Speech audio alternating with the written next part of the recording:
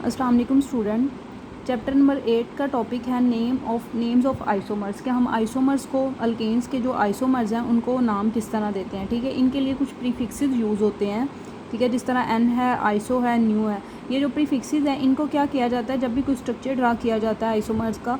ठीक है, तो उसमें क्या होता है कि पहले हम प्रीफिक्स को लिखते हैं। ठीक है, उसके बाद हम जो भी वो कंपाउंड होता है उसका हम क्या करते हैं, हम जो भी मॉलिक्यूल होता है उसका हम नाम लिखते हैं।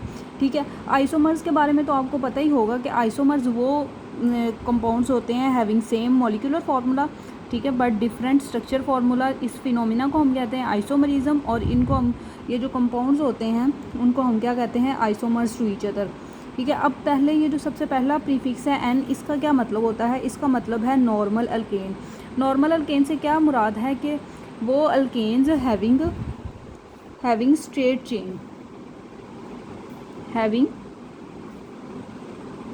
Straight chain.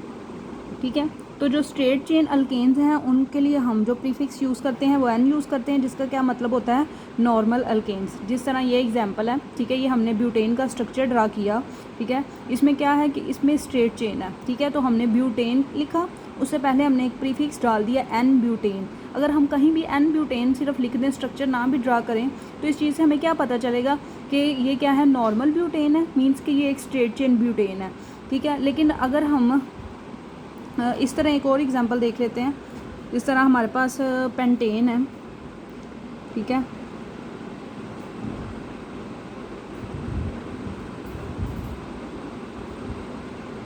ठीक है, तो इसके साथ हम क्या मेंशन करेंगे, एन पेंटेन करेंगे।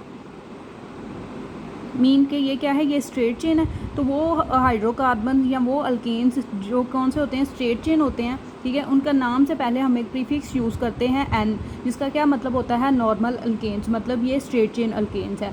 अब दूसरा जो है, ठीक है, जिसको यहाँ जो दूसरा प्रीफिक्स यूज़ हुआ है आइसो। ठीक है, तो ये देखते हैं कि ये कब यूज़ होगा। क्या, आइसो अल्केन्स। ठीक है, आइसो अल्केन, आइसो का वर्ड उन अल्केन्स के लिए यूज़ होगा जहाँ पे क्या होगा, किसी कार्बन के ऊपर एक ब्रांच प्रेजेंट होगी। ठीक है, अब कार्बन के ऊपर ब्रांच प्रेजेंट होने का मतलब ये है कि ये जो लास्ट मतलब ये एक एन पेंटेन है ना। ठीक है, तो इसका ये जो लास्ट कार्बन है, मतलब एक लास्ट ये है, एक लास्ट ये है, इसको हम क्या बोलते हैं, इस कार्बन को हम बोलते हैं टर्मिनल कार्बन।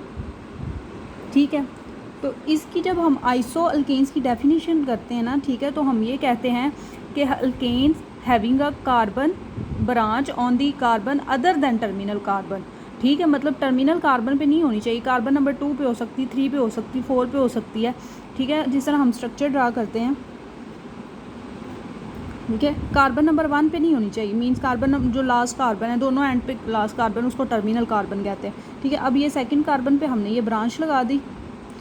ठीक है, तो ये बन गया, ये 4 कार्बन कंपाउंड है। ठीक है, तो ये हो गया आइसो ब्यूटेन। तो अब कहीं भी आइसो ब्यूटेन लिखा होगा, ठीक है, तो हमें उससे उसका स्ट्रक्चर पता चल जाएगा कि इसमें क्या हो रहा है, इसमें कार्बन नंबर 2 पे क्या लग रही है, एक ब्रांच लग रही है। ठीक है, इस तरह अगर हम पेंटेन की बात कर लें, ठीक है, तो पेंटेन में हम कार्बन नंबर 2 पे लगा देते हैं, यहाँ हमने एक ब्रांच लगा दी। ठीक है, अब ये हरगिज़ नहीं है कि ये कार्बन नंबर इस साइड वाले कार्बन नंबर 2 पे, यहाँ से ये भी तो कार्बन नंबर 2 पे ही आ रहा है ना। ठीक है, मतलब ये है कि इन दोनों में किसी पे भी लग सकती है, मीन्स कि इसके अंदर अगर और भी कार्बन एटम ऐड्स होंगे। ठीक है, बस ये लास्ट वाले जो 2 कार्बन है ना, इन दोनों को छोड़ के इनको टर्मिनल कार्बन कहते हैं। बाकी दरमियान में जितने भी कार्बन हैं उनके ऊपर किसी के ऊपर भी ब्रांच लग जाएगी तो हम उस कंपाउंड को क्या बोलेंगे, आइसो बोलेंगे। ठीक है, तो ये 5 कार्बन है तो इसको हम कहते हैं आइसोपेंटेन। ठीक है, आपको समझाने के लिए एक और एग्जांपल दे देते हैं। ठीक है, उसमें जिस तरह हम हेक्सेन की बात कर लेते हैं।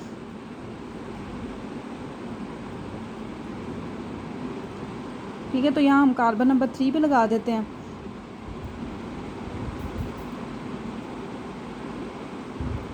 ठीक है, तो ये क्या है, ये इसको भी हम भी क्या बोलेंगे, आइसो ही बोलेंगे, आइसो हेक्सेन बोलेंगे।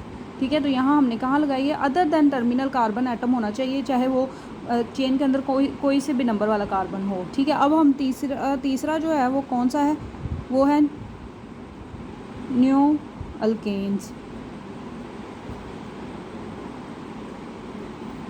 ठीक है, अगर एक ही सेम कार्बन के ऊपर क्या हो, दो ब्रांचेस प्रेजेंट हो, ठीक है, तो उस अल्केन के लिए हम यूज़ करेंगे वर्ड न्यू का। जिस तरह हम एग्जांपल ले लेते हैं, इस कार्बन के ऊपर दो ब्रांचेस लगा देते हैं, ठीक है। अब इसको आगे फर्दर कर देते हैं CH2 CH3, ठीक है, तो इसको हम नाम देंगे न्यू पेंटेन का, ठीक है। इसी तरह अगर हम इस तरह ये कार्बन नंबर 2 पे हमने क्या कर दी, दो ब्रांचेस लगा दी, ठीक है, तो ये हो गया न्यू ब्यूटेन, ठीक है। तो इस तरह हम ये प्रीफिक्सेस यूज़ करते हैं किन के लिए, आइसोमर्स ऑफ अल्केन्स के लिए, ठीक है। उम्मीद करते हैं आपको समझ आई होगी। Thank you so much.